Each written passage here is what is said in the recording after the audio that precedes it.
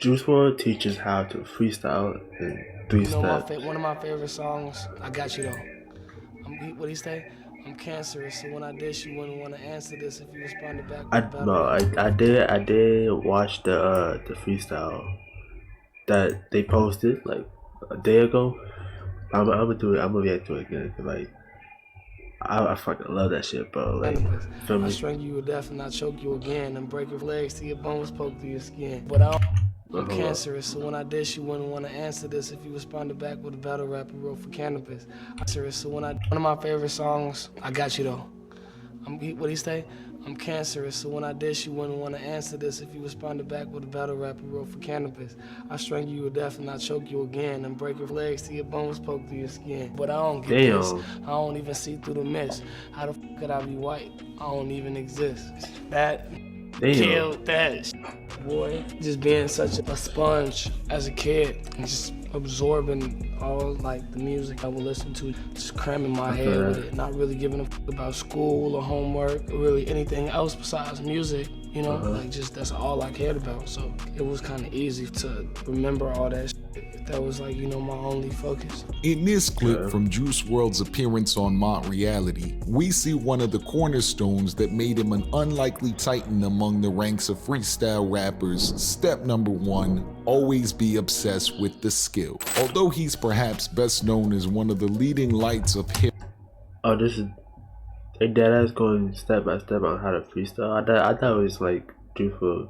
Pop's melodic wave, the late Chicago-born rapper, lesser known as Gerard Anthony Higgins, was formidably talented when it came to simply crafting syllables and bars off the top of his head. And as to how he got that way, it's clear that at the core of his propensity for rapid-fire internal penmanship was that he was absolutely besotted with the art of freestyling and what that creative experience entailed. So, like Juice, you too should allow yourself to be obsessed with it as much as he was. Although he arrived in an era where the ability to place faith in your natural creativity and conjure up rhymes from what feels like thin air wasn't a priority, Juice's decision to constantly advance his adeptness in this area was ultimately one of the most versatile tools at his disposal that bled both into his recorded output and the endless videos of him spitting for hours that can be found across YouTube. A love affair which legitimized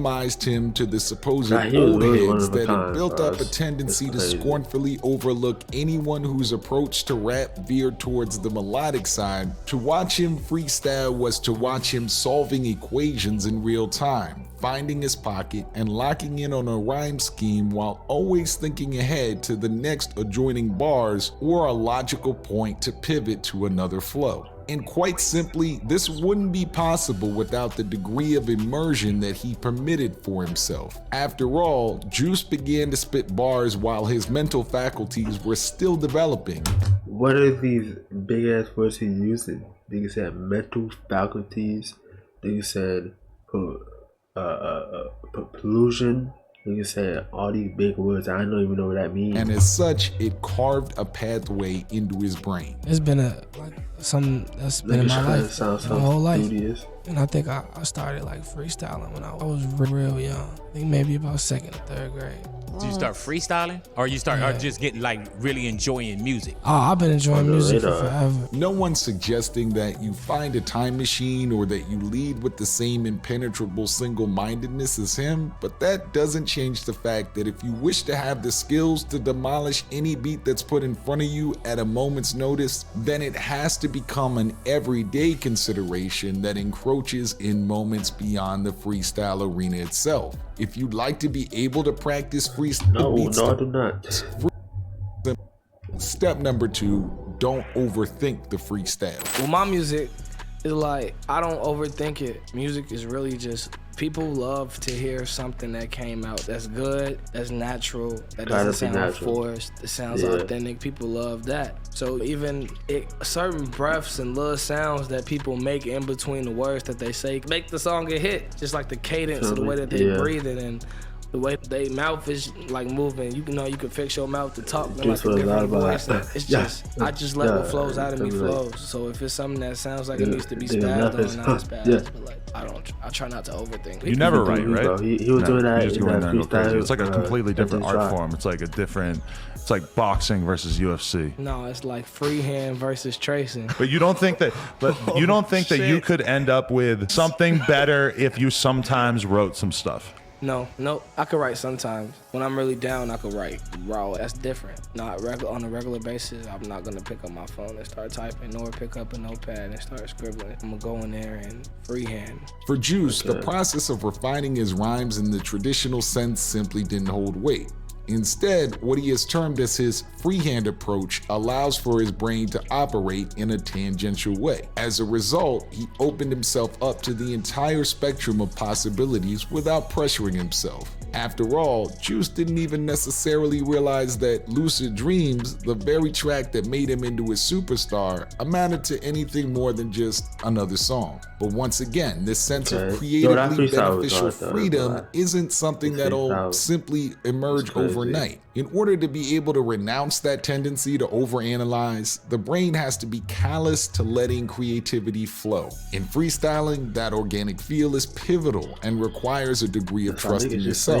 So, much like Juice espoused in an interview, it might be handy to cultivate a healthy sense of self-esteem and self-image, which will help you cultivate a healthy sense of self-esteem and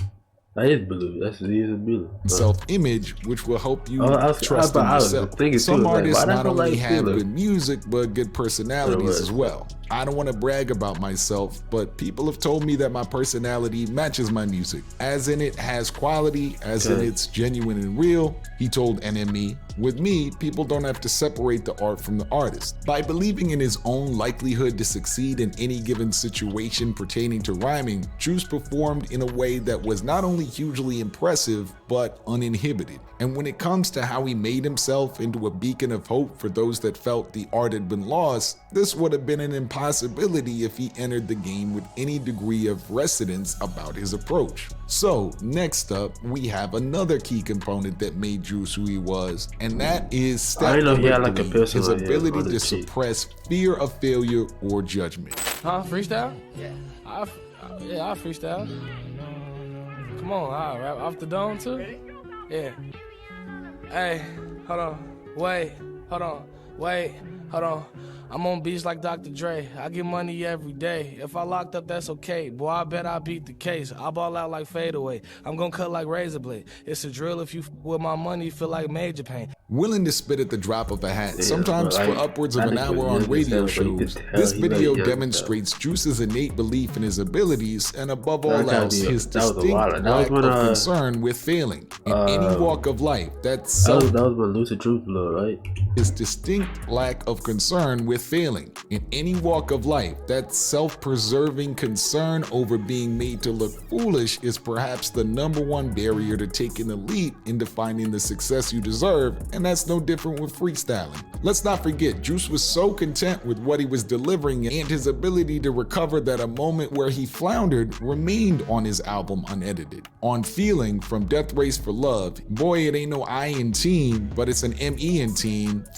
I mean, it's a me in team. I know I just fucked up, but I'm still the freestyle king. While this may be seen as a cardinal sin by some, this rawness and willingness to momentarily falter is part of what made listening to Juice so engaging, and it's something that you, in your own way, would do well to uncover and embrace. As when you put in the time and don't put too much of an emphasis on perfectionism, you can even endure an interruption and immediately hop back in the pocket. Able to parlay what's going on in his surroundings into his bars, what Juice is saying might not be the most elaborate bar work you've ever heard, but it's inherently thrilling to hear. As is often the case, Juice was acutely aware that sometimes it's not what you say, but how you say it. I could do what I want with a song. If I had a good idea, like a good mindset, I could make like lit music, you know what I'm saying? Even if I'm talking about something that's completely random, it's the energy that the song has that'll make it a good song. How do you think people get on the radio with saying one word for 2 minutes?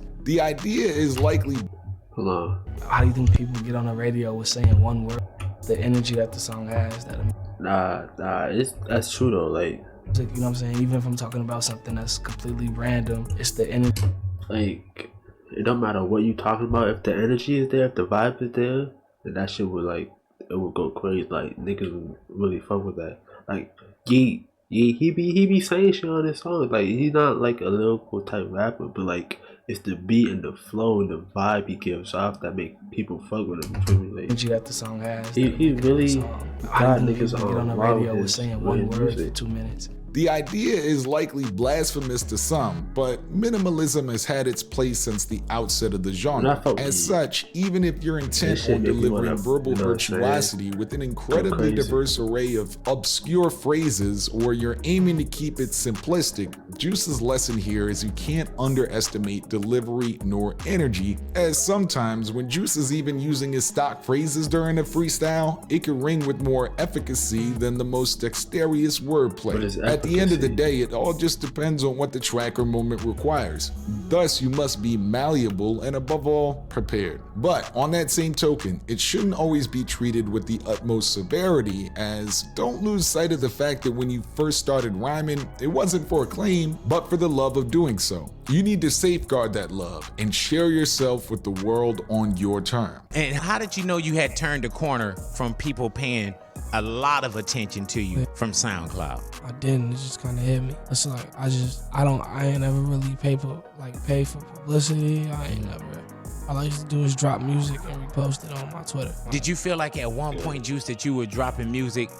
Like, did you know people were paying attention, or were you just dropping music like, I'm just gonna flood? I was just dropping music when I felt it was time. Is that a hard adjustment going from the liberties of posting whenever you want, put your own timeline, to that now being in the industry and people demanding things from you? I mean, at the end of the day, I can post whatever on SoundCloud. You know what I'm saying? I can post whatever. In every possible way, Juice was indebted to music as it was his path and passion in life. So for him, even as the millions rolled in, the business was always secondary. Never a vocational necessity nor a chore to undertake, but the thing that kept him ticking. Juice was perpetually stockpiling music, with some estimates suggesting that there remains an incredible amount of unheard Juice WRLD tracks still lingering in the archives. I have so much music that I don't need to bring something back old, he informed Forbes in 2019. I probably have over 1,000 songs. That's my release. And the songs just pile up. I'm recording every day, making like 5 to 10 songs a day, mostly. Simply put, Juice's ravenous appetite for creating is something that every freestyle rapper should seek to emulate. Not to mention his hellacious work ethic. This is the man who famously did Death Race for Love in 72 hours and laid down its second single, Hear Me Calling, after he'd ran through every other beats that Perps of 808 Mafia had provided for him. The day we worked on Hear Me Calling, I think we did like at least 3 tracks prior to that.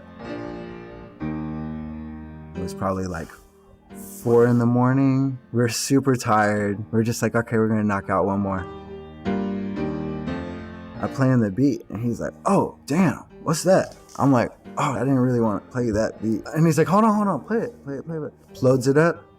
Kid knocked it out in like 40 minutes. Freestyled the whole thing. Damn. The record was done. Seen as an outlet for what was occurring within him, Juice would simply grab a beat, turn the mic on, and go. Not only keeping his sharpness intact, but creating beauty along the way. Rhyming was embedded into his everyday processes and resided at the forefront of his heart. As such, this meant that when that red light went on and a producer looked at him expectantly, he wasn't straining, but slipping into a familiar pattern of thinking. And if you can prioritize the construction of bars and reason for being in much the same way Juice WRLD did, there's no reason why you can't become just as revered as he was in that respect. Now, I want to see you in the comments. Which is the best off-the-top freestyle you've heard from Juice WRLD? From Juice WRLD?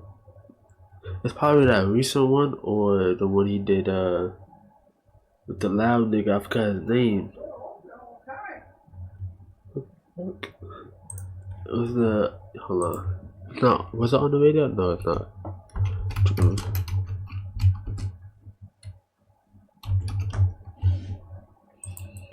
It was probably off. Nah. Cheese, nope, or